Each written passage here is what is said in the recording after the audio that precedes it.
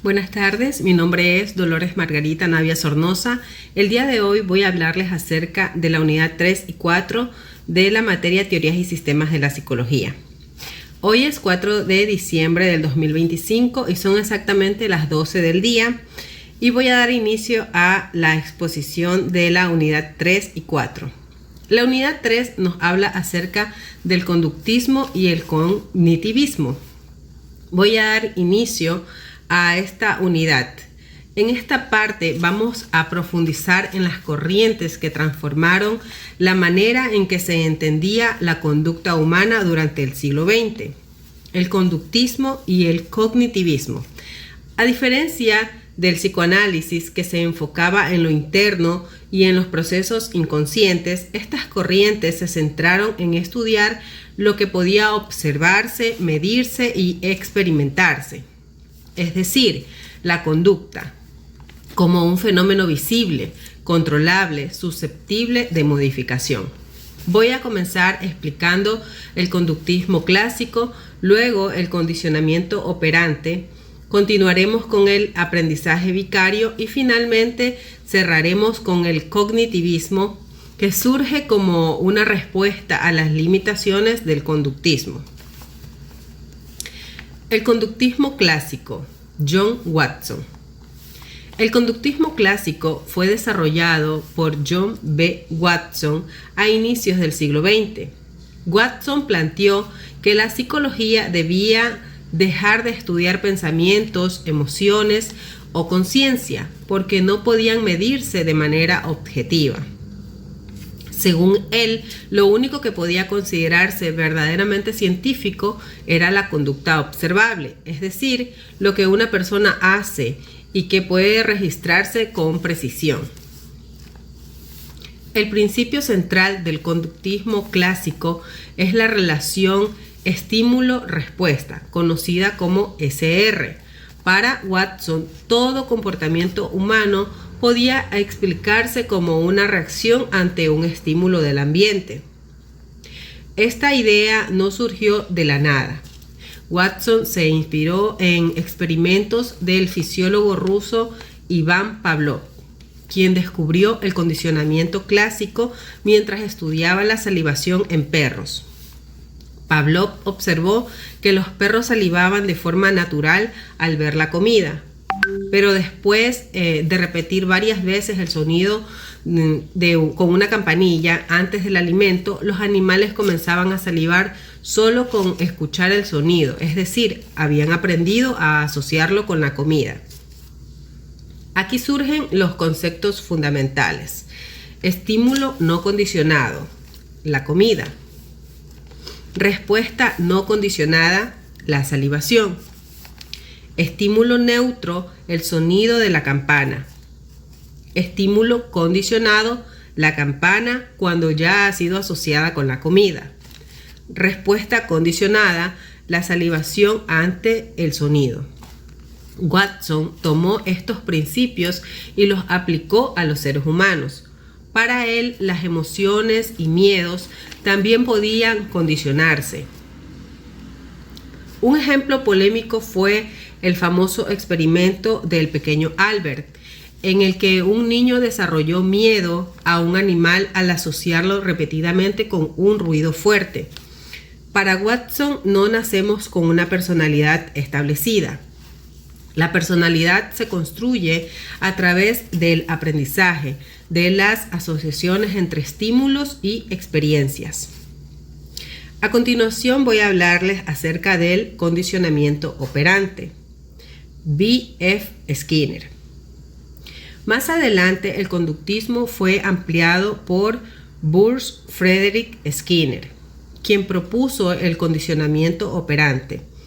A diferencia del condicionamiento clásico, que se basa en asociaciones entre estímulos, el condicionamiento operante explica cómo las consecuencias de una conducta determinan si ésta se repite o desaparece. Skinner diseñó dispositivos experimentales llamados cajas de Skinner, donde animales como por ejemplo ratones o palomas aprendían a presionar una palanca o un botón. Si al hacerlo recibían comida, la conducta se repetía. Si recibían un castigo o no obtenían nada, por ejemplo, la conducta disminuía. Aquí aparecen unos conceptos claves. El refuerzo positivo, que es cuando una conducta trae una consecuencia agradable que aumenta las probabilidades de repetirla. Por ejemplo, cuando recibimos un premio por un buen desempeño. Refuerzo negativo. No es un castigo, significa eliminar un estímulo desagradable para aumentar la conducta. Por ejemplo, apagar una alarma al realizar una acción correcta. Castigo positivo. Añadir una consecuencia desagradable para disminuir una conducta, como un regaño. Castigo negativo. Retirar algo valioso para reducir una conducta, como quitar privilegios.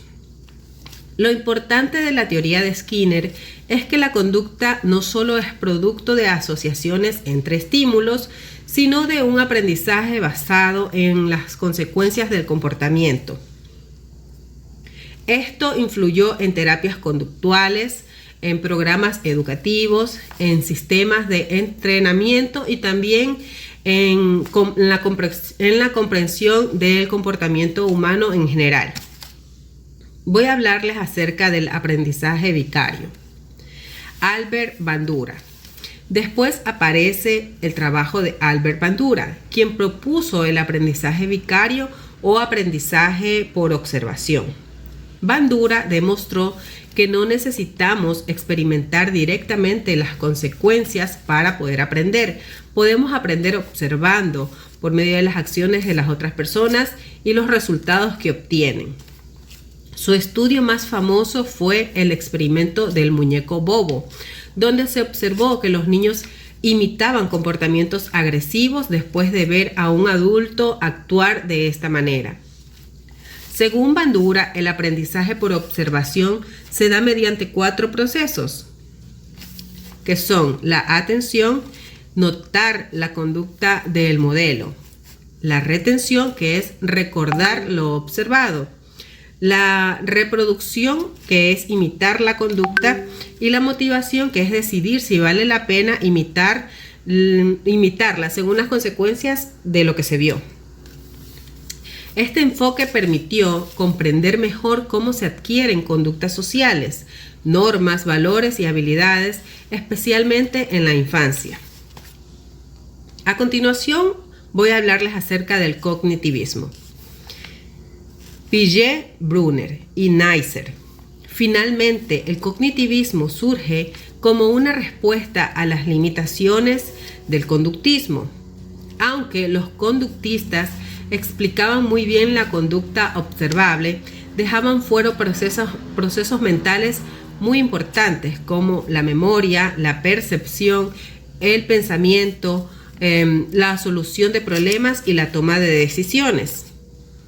El cognitivismo sostiene que la mente funciona como un procesador de información. El cerebro no solo reacciona a estímulos, sino que organiza, interpreta y transforma lo que percibe. Uno de los principales exponentes fue Jean Piaget, quien estudió el desarrollo cognitivo infantil.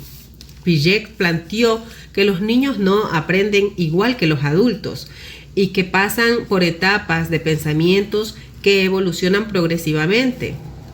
Estas etapas son las siguientes: etapa sensoriomotriz, etapa preoperacional, etapa de operaciones concretas y etapas de operaciones formales. Piaget mostró que el aprendizaje implica construir estructuras mentales internas, reorganizarlas conforme el individuo madura. Otro autor clave es Jerome Bruner, quien destacó la importancia del aprendizaje activo, la exploración y la resolución de problemas. Para él, enseñamos mejor cuando guiamos al estudiante a descubrir por sí mismo. Y finalmente, Ulrich Neisser introdujo el término psicología cognitiva, integrando el estudio de la memoria, la atención y la percepción desde una perspectiva científica.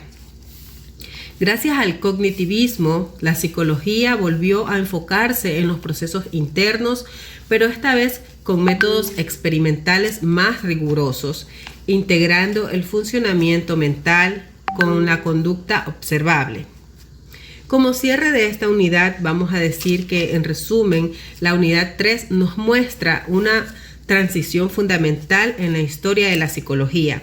Lo primero, la idea de que la conducta puede estudiarse objetivamente a través del condicionamiento y las consecuencias. Luego, la comprensión de que también existen procesos internos que organizan y transforman la información. El conductismo nos enseñó cómo se adquieren y modifican las conductas.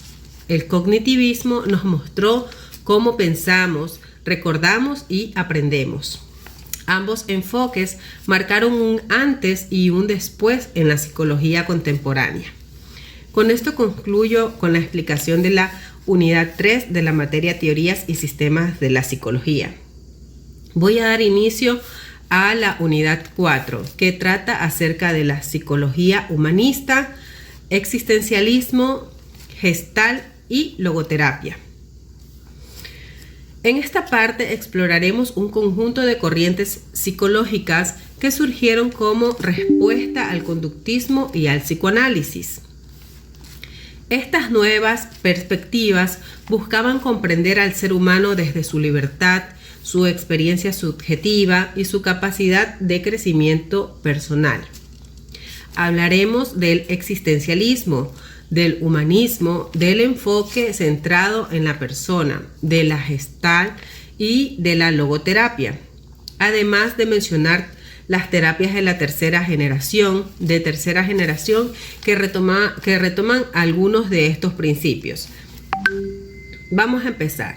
Origen del humanismo, un nuevo paradigma. La psicología humanista nace a mediados del siglo XX, en un contexto marcado por la guerra, la crisis existencial y la deshumanización social. Después de la Segunda Guerra Mundial, muchos pensadores comenzaron a cuestionar los modelos psicológicos que predominaban hasta este momento. El psicoanálisis se enfocaba demasiado en los conflictos internos y en los patológicos, mientras que el conductismo veía al ser humano como un organismo que simplemente responde a estímulos externos. El humanismo surge justamente para decir: el ser humano es más que impulsos y más que respuestas. Tiene libertad, conciencia, sentido y potencial. Entre sus influencias aparece el existencialismo, representado por pensadores como Jean-Paul Sartre, quien afirmaba que el ser humano está condenado a ser libre y que cada persona construye su esencia a partir de elecciones, a partir de sus propias elecciones y responsabilidades. En este sentido, la psicología humanista adopta la idea de que la vida no está determinada únicamente por el pasado, sino que lo que cada persona decide hacer con su existencia. Visión holística del ser humano. El ser humano o el humanismo propone que el ser humano debe verse como una unidad total, integrando mente, cuerpo, emociones, espiritualidad y relaciones con el entorno. Aquí se incluyen influencias de la fenomenología desarrollada por Edmund Husserl y Wilhelm Dilthey, quienes sostenían que la experiencia subjetiva es una fuente válida de conocimientos. También se incorpora el concepto de ser en el mundo de Martin Heidegger, que indica que no existimos aislados, sino en constante relación con el mundo y con los otros. Y las ideas de Martin Buber, quien destacó la importancia de las relaciones auténticas y el diálogo como forma de crecimiento. Incluso encontramos elementos poéticos, como la idea de la existencia al andar. inspirada en versos de Antonio Machado, y la noción de la caída luminosa tomada de Friedrich Nietzsche, que habló del recorrido vital del ser humano hacia la autenticidad. Lo esencial es que el humanismo ve al individuo como un ser libre, capaz de elegir, de evolucionar y buscar sentido. Vamos a hablar acerca del enfoque centrado en la persona. Carl Rogers. Una de las aportaciones más importantes del humanismo es el enfoque centrado en la persona, desarrollada por Carl Rogers. Rogers planteó que el cambio psicológico no depende de técnicas, castigos o interpretaciones, sino de la relación terapéutica. Para él, una persona puede crecer y sanar cuando se encuentra en un ambiente donde recibe empatía, aceptación incondicional y congruencias por parte del terapeuta.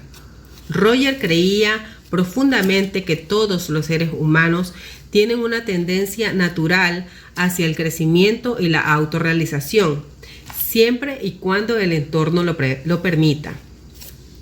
La terapia se convierte entonces en un espacio de autenticidad, donde la persona aprende a escucharse a sí misma y a desarrollar su propio potencial. Voy a hablarles acerca de la psicología de la Gestalt, de Fritz Perls. Esta corriente es derivada del humanismo y es denominada Gestalt, creada por Fritz Perls y colaboradores. La Gestalt sostiene que las personas experimentan la realidad como un todo organizado y no como una suma de partes aisladas. Su frase central es: el todo es más que la suma de sus partes. Esta corriente enfatiza la conciencia del momento, la responsabilidad personal, la integración de pensamientos y emociones y sensaciones, y el contacto auténtico con el entorno. La Gestalt trabaja mucho con el aquí y ahora, ayudando a las personas a identificar experiencias inconclusas, patrones repetitivos y emociones no expresadas. Tiene un estilo vivencial y busca que la persona recupere su capacidad de actuar de manera consciente en lugar de vivir de forma automática. Por otro lado, tenemos la logoterapia de Viktor Frankl. Esta logoterapia desarrollada por Viktor Frankl forma parte del humanismo existencial. Frankl fue un psiquiatra sobreviviente de los campos de concentración nazis y su teoría se centra en la búsqueda del sentido de la vida. Para Frankl, el ser humano puede soportar cualquier sufrimiento si encuentra un para qué. La logoterapia afirma que la voluntad del sentido es la principal fuerza motivadora del individuo, más fuerte incluso que el placer o el poder. El terapeuta acompaña al paciente a descubrir un sentido personal, una dirección, un propósito que le permita afrontar el sufrimiento, las pérdidas o la incertidumbre. Frankl enseñaba que incluso en las peores circunstancias las personas conservan una libertad interior, que es la libertad de elegir su actitud. Y por último, las terapias de tercera generación. En tiempos recientes han surgido enfoques terapéuticos conocidos como terapias de tercera generación, que retoman influencias del humanismo y de la Gestalt, junto con principios de la psicología contemporánea. Entre ellas se encuentran la terapia de aceptación y compromiso, ACT, que invita a aceptar la experiencia interna en lugar de luchar contra ella. La terapia dialéctico-conductual, DBT, que combina regulación emocional con atención plena. Y el mindfulness, que que se basa en la conciencia plena del presente. Estas terapias integran ciencia, experiencia subjetiva y valores personales, retomando la idea humanista de que la persona es un ser completo, capaz de elegir y vivir con propósito. Y como cierre de esta unidad 4 podemos concluir que la unidad 4 nos muestra una psicología que vuelve a poner al ser humano en el centro, una psicología que reconoce su libertad, su capacidad de elección y su deseo de encontrar sentido. El humanismo, la Gestalt, la logoterapia y las terapias de tercera generación comparten una misma visión, que la persona es un ser activo, consciente y con potencial de transformación. Si en unidades anteriores hemos estudiado la conducta y los procesos mentales, en esta unidad nos adentramos en las dimensiones más existenciales y auténticas del ser humano. Una psicología que no solo busca explicar, sino acompañar, comprender y promover la plenitud. Con esto concluye la explicación de la unidad 4 de la materia Teorías y Sistemas de la Psicología. Muchas gracias por su atención.